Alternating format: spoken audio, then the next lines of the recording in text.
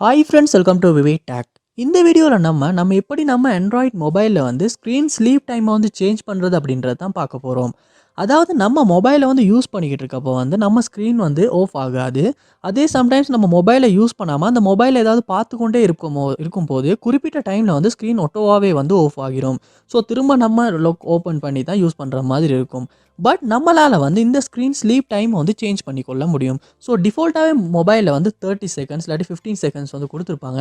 சில சமயத்தில் வந்து அந்த டைம் வந்து நமக்கு போதுமானதாக இருக்காது.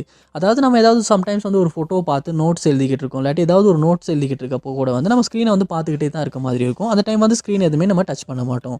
அந்த மாதிரியான சந்தர்ப்பத்தில் வந்து 15 செகண்டுக்கு ஒரு தடவை ஆஃப் ஆகுமா இருந்துச்சுன்னா நமக்கு ரொம்பவே சிக்கலான விஷயமா இருக்கும். ஸோ அதனால நம்ம எப்படி இந்த டைமை சேஞ்ச் பண்ணிட்டு ரொம்ப நேரம் நம்ம மொபைல் வந்து ஸ்லீப் ஆகாமல் வச்சிருக்கிறது அப்படின்றது தான் பார்க்க போகிறோம்.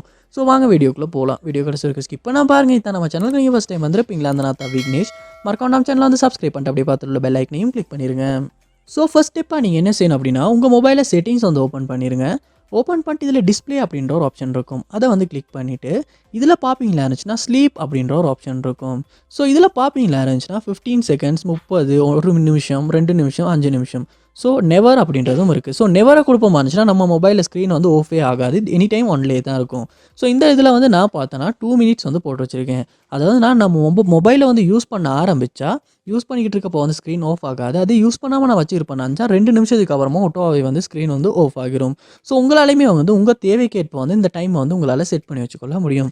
ஸோ இப்படி தான் வந்து நம்ம மொபைலில் வந்து ஸ்லீப் டைமை வந்து சேஞ்ச் பண்ணுறது. ஸோ நிறைய பேருக்கு இந்த விஷயம் தெரிஞ்சிருக்கலாம். பட் தெரியாதவங்க யாரும் இருப்பீங்களா இருந்துச்சுன்னா கண்டிப்பாக இந்த வீடியோ மூலமாக தெரிஞ்சுக்கொள்ளுங்க.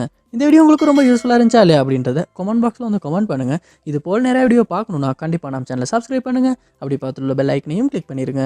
தேங்க்யூ.